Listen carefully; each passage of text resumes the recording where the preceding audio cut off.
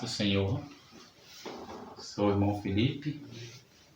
Estamos aqui para poder darmos sequência ao nosso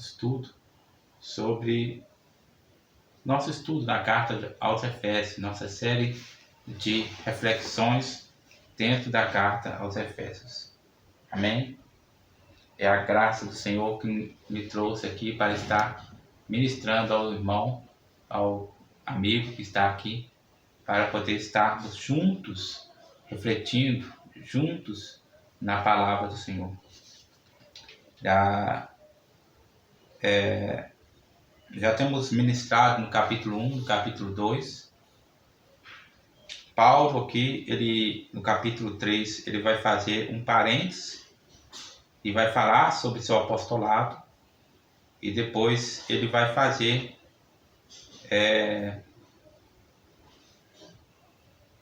uma descrição de um ato que ele está fazendo naquele momento. Ou seja, no momento em que ele fala sobre seu apostolado e que ele termina de falar sobre a união dos judeus e gentios, sobre a nova vida em Cristo, sobre as bênçãos em Cristo, sobre as orações, e que ele fala sobre a união da igreja, que é o corpo de Cristo, que é a cabeça. Quando ele fala isso, ele vem e nesse momento ele faz a descrição de uma oração. Ele não está, esse versículo 14 até o versículo 21, ele não está orando literalmente. Ele está falando que ele, naquela hora, estará orando. Deixa eu refazer a minha colocação aqui. Ele diz assim no versículo 14: por causa disso me ponho de joelhos perante o Pai de nosso Senhor Jesus Cristo. Ou seja, ele diz que naquele momento, ele vai se pôr de joelho e vai fazer uma oração.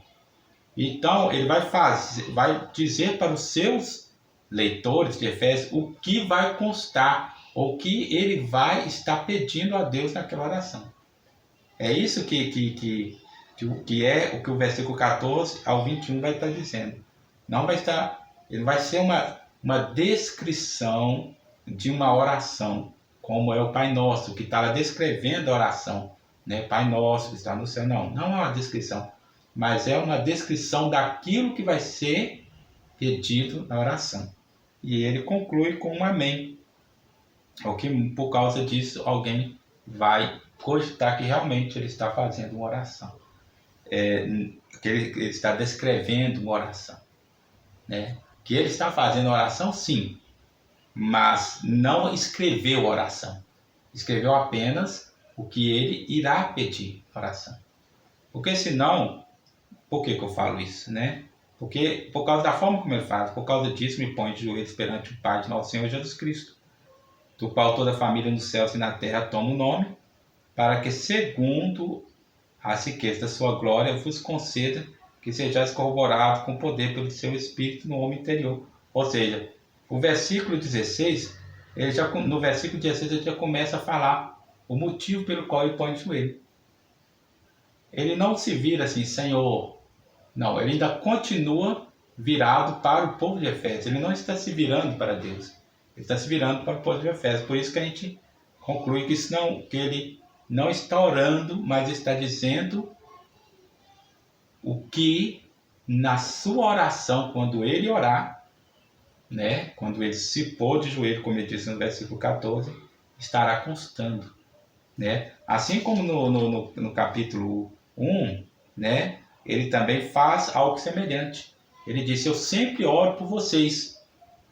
E aí ele fala, ele disse: não cesso de dar graças a Deus, lembrando de vós nas minhas orações. Versículo 16 do capítulo 1, Aí para que o Deus... Aí ele fala o motivo.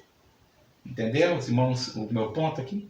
Ok? Dito isso, vamos ao capítulo 1, no primeiro versículo, em que ele vai dizer assim: por esta causa, eu, Paulo, sou prisioneiro de Jesus Cristo, por vós, os gentios. Note que o versículo 1 começa da mesma forma como o versículo 14. Por causa disto. Em outra tradução vai dizer, por esta causa também. Ou seja, alguns comentaristas vão dizer que ele estava querendo já falar o motivo da oração. Mas aí ele fez um parênteses, ao invés de falar por esta causa oro, é tanto que a gente vai achar em algumas bíblias o acréscimo, por esta causa oro. Mas ele não falou isso, por esta causa oro. Foi o copista que fez essa adendo, esse acréscimo, né? Isso é igual ao versículo 1 do capítulo 2, quando fala, e vos vivificou estando vós mortos em ofensas e pecados. Na maioria dos originais vai estar escrito, estando vós mortos em pecado, não vai estar escrito, e vos vivificou. Porque o e vos vivificou está lá no versículo 5, né? Estando nós ainda mortos em nossa ofensa, nos vivificou juntamente com Cristo. Ou seja, o autor, quem, né, traduziu a Bíblia, ele olhou e viu que era a mesma ideia, que era essa mesma ideia que tinha, então ele fez essa adaptação, né? Por esta causa, que causa é esta? É a causa a qual Paulo já descreveu nos versículos anteriores, né? Sobre a união dos cristãos com Cristo e dos gentios através de Cristo com os judeus, né? Jesus Cristo une os dois povos formando um, como é dito lá no João capítulo 10, onde ele fala, há ainda um rebanho, né, que eu tenho que, há ainda outras ovelhas que não são desse aprisco, elas ouvirão minha voz e haverá um só rebanho e um só pastor. E Jesus falava disso, e Paulo entendeu esse mistério, né? Ele entendeu esse mistério da união da igreja com Cristo e da união dos povos todos juntamente com Israel, formando um corpo em Cristo, que é a igreja. Ele entendeu esse mistério, né? Ele entendeu o mistério também que é dito nos versículos anteriores ainda, dos quais diz assim, sobre a forma como nós, estando mortos em pecado, Cristo nos vivificou, como esse poder maravilhoso que operou em Jesus Cristo, ressuscitando dos mortos, também operou em nós, nos vivificando, estando nós mortos em ofensas e pecados, né? Então, por causa dessa descrição maravilhosa, por causa desses motivos, dessas riquezas, dessas bênçãos que nós temos em Cristo nas regiões celestiais, que Paulo começa a dizer desde o versículo 1, do capítulo 1 até o versículo 2, por esta causa, né? É que lá no versículo 14 Paulo vai dizer, por esta causa me ponho de joelhos perante o Pai de nosso Senhor Jesus Cristo. Aí ele diz, por esta causa eu, Paulo, sou o prisioneiro de Jesus Cristo por vós, gentios. Onde Paulo está? Muito é dito que ele possivelmente escreveu essa carta em Roma, né, onde ele estava tranquilo, onde é dito lá em Atos dos Apóstolos que ele recebia pessoas, né? Ele recebeu em sua própria residência, ele estava preso, mas em sua própria residência, e ele tinha, no entanto, liberdade, não para sair, mas tinha liberdade para receber as visitas, para conversar com as visitas, né? Aqui, Atos dos Apóstolos, né?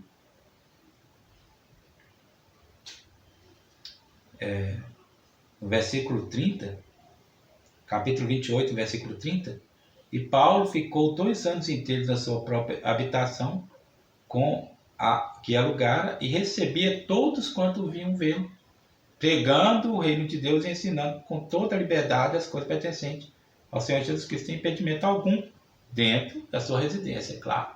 Ele não podia sair, essa era a falta de liberdade que ele tinha. Então, Paulo era o prisioneiro do Senhor. Então, se entendido que Paulo estava, então, dizendo a respeito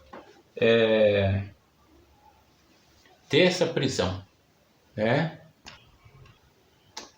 Então, ou seja, Paulo, ele vai dizer isso. Por esta causa, eu, Paulo, sou prisioneiro, né?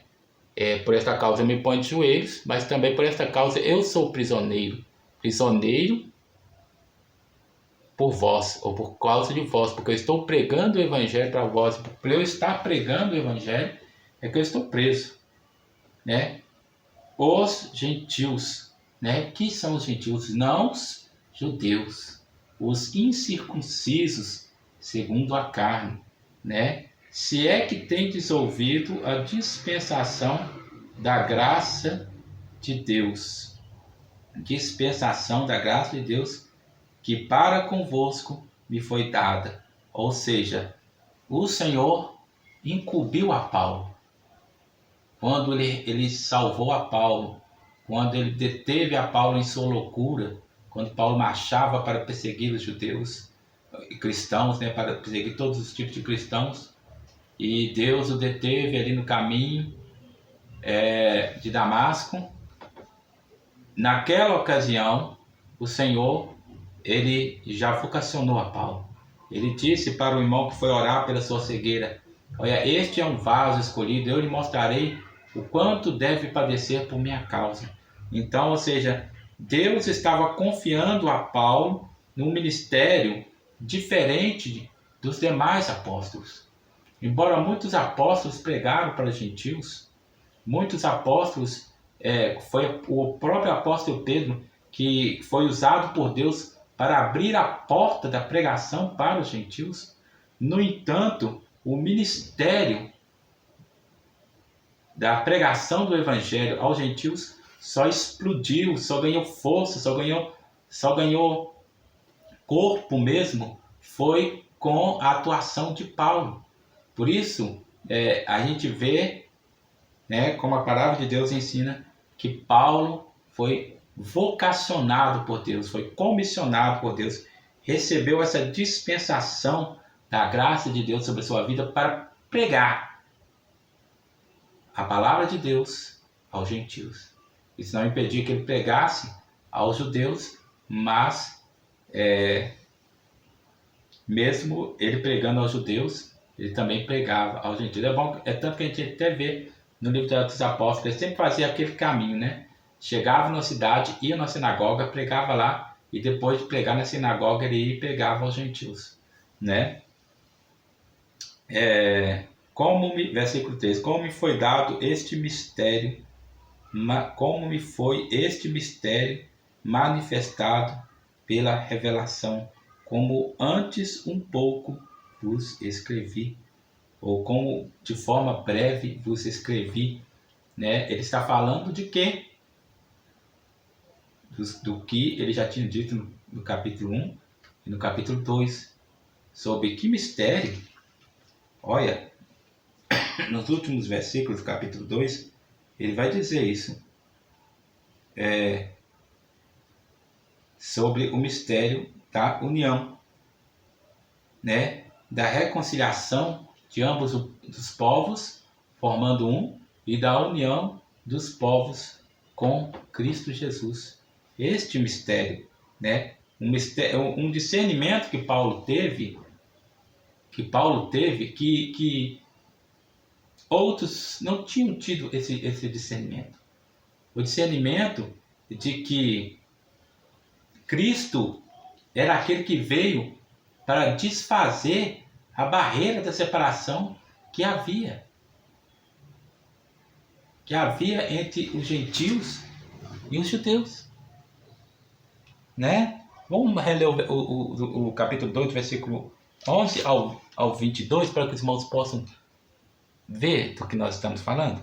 Portanto, lembrai-vos de que no outro tempo eres gentios na carne, e chamados de circuncisão pelos que na carne se chamam circuncisão feita pela mão dos homens, que naquele tempo estáveis sem Cristo, separados da comunidade de Israel, e estranhos às alianças da promessa, não tendo esperança e sem Deus no mundo.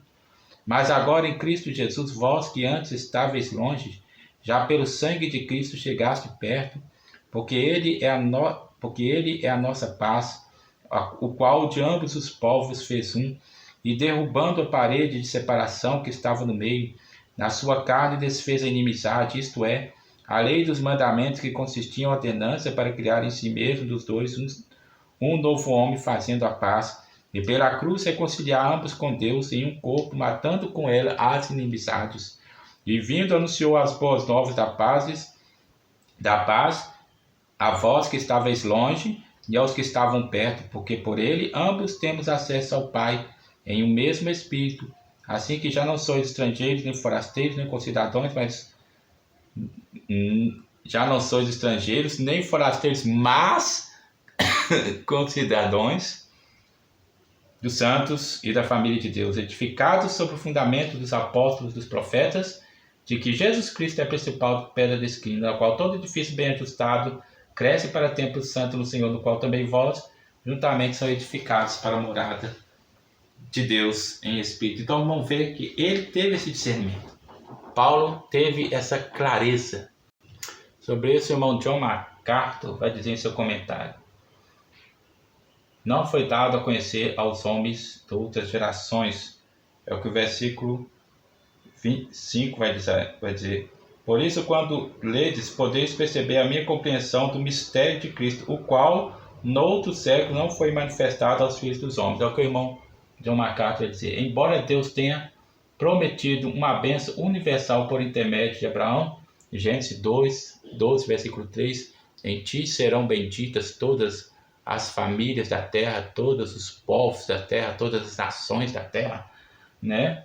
O sentido pleno dessa promessa tornou-se claro quando Paulo escreveu aos Gálatas 3, versículo 28, vamos ler lá.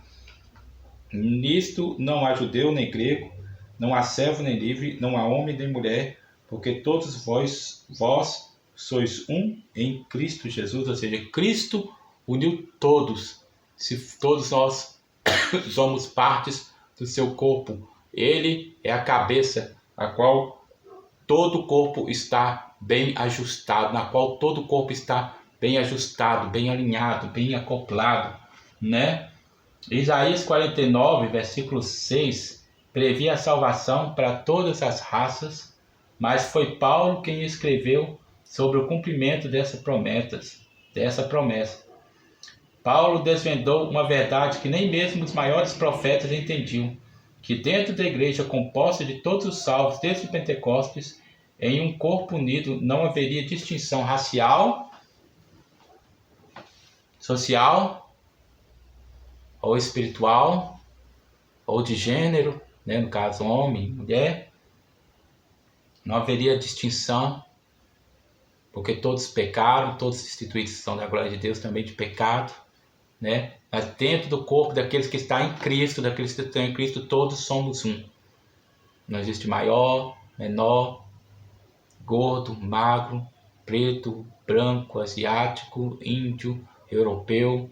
Não existe homem ou mulher, grego, né? Que é dito lá em Gálatas 3, né? Gálatas 3, 28, vamos reler lá. Ela vai dizer: não há judeu nem grego, não há servo nem livre, não há homem nem mulher, porque todos sois um em Cristo Jesus. Amém? Vamos lá. Por isso, quando ledes, podeis perceber a minha compreensão do mistério de Cristo. Ou seja, quando Paulo está dizendo o seguinte, ó, quando vocês leem o que eu já escrevi, vocês podem ver como eu estou entendendo o que eu estou falando. Eu não estou falando de uma coisa que eu não sei, ou que eu mal sei, porque muitas pessoas falam daquilo que não entendem, daquilo que não compreende, daquilo que vem na cabeça deles. Mas, e se você perguntar, se cravar, eles se perguntam, eles vão ficar embananados. Mas Paulo está dizendo, eu entendo do que eu estou falando. Eu sei muito bem, vocês podem compreender, vocês sabem que eu compreendo. Como no outro estudo nós lemos, né? Essa parede da separação, existia um muro lá que separava o pátio dos gentios do pátio daqueles que eram israelitas, né? Que já lá dentro já existia separação entre o pátio dos homens, o pátio das mulheres, pátio dos servos, pátio disso, pátio daquilo, né? Mas havia, quando se separava o pátio dos gentios, que era o pátio externo, tinha um degrau, ou seja, ele era até mais rebaixado. Então, e existia placas e avisos mostrando que ninguém poderia entrar lá, que poderia correr o risco de ser morto. Então, ou seja, não era apenas aquele tipo de parede de separação. Paulo usou aqui como ilustração. Mas havia uma ilustração, havia e ainda há, naqueles judeus que ainda não se converteram a Jesus, uma raiz profunda de separação, muito grande. E essa separação, essa distinção, não era só entre os judeus para com os gentios, de forma que eles desprezavam e falavam esses incircuncisos, mas também era dos gentios para com os judeus. Porque até hoje as nações, elas não veem com muita boa vontade o povo de Israel. A gente sabe disso, que há dificuldade de se estabelecer um plano de paz duradouro ali de Israel para com as nações vizinhas, né? Mas dentro da igreja, essa paz, esse plano de paz, ele está estabelecido. Como disse Jesus, não vou dou-vos a paz, a minha paz vos dou, não vos la dou como o mundo a dá, né? A paz, e ele diz, tenho-vos dito isso para que em mim tenhais paz, no mundo tereis aflições. A paz que é estabelecida, aqui o capítulo 2, versículo 14 diz, porque ele é a nossa paz, qual de ambos os povos fez um. O plano de paz de Jesus, esse é o verdadeiro plano de paz, porque que reconcilia os dois povos, porque todos os povos passam a servir ao mesmo Deus, estar conectado à mesma cabeça, ao mesmo Senhor, né? O qual, noutros séculos, não foi manifestado aos filhos dos homens. Ou seja, isso estava lá, esse plano de Deus. Já estava lá, tinha sido profetizado por Isaías, já tinha sido falado por Deus a Abraão, né? Mas ainda parecia que havia um véu, de forma que os homens não entendiam. Mas quando Cristo veio, né, esse véu caiu. Aqueles que chegam a Cristo conseguem perceber e entender esse mistério, né? Como agora tem sido revelado pelo Espírito aos seus santos apóstolos e profetas. Que apóstolos são esses? Os apóstolos de Cristo, né? Que pregaram o Evangelho, assim como Paulo e assim como a igreja de Cristo, que recebia a doutrina dos apóstolos, também conseguiu entender isso, né? E profetas, porque os profetas, como Isaías, né, e outros falaram, né, dos gentios, né? E Jesus, quando pregou, falou dos gentios, né? De forma assim, como ele falou, eu vim primeiro à casa de Israel. Ele não excluiu as demais casas. Ele só falou que ele tinha sido enviado em primeiro lugar à casa de Israel. Ok? E então os profetas entendiam, mas isso não ficou muito claro. Os judeus não conseguiram entender isso, né? Vamos lá. Mas hoje, pelo Espírito Santo, isso é entendido, né? Como é dito aqui, como agora tem sido revelado pelo Espírito.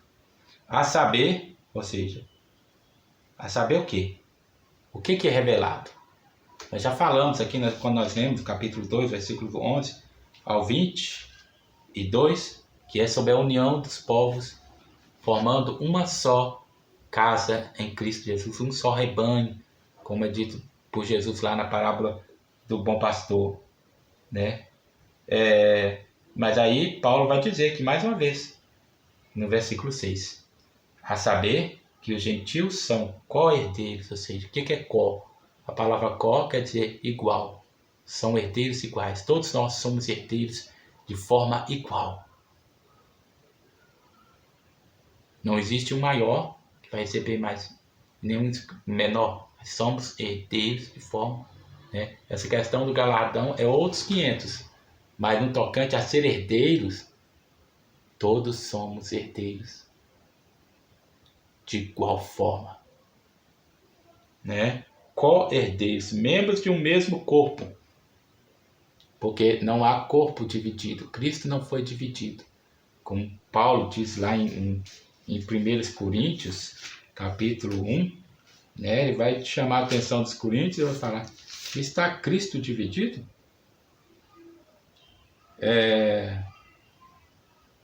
Versículo 13, 1 Coríntios capítulo 1, versículo 13. Está Cristo dividido?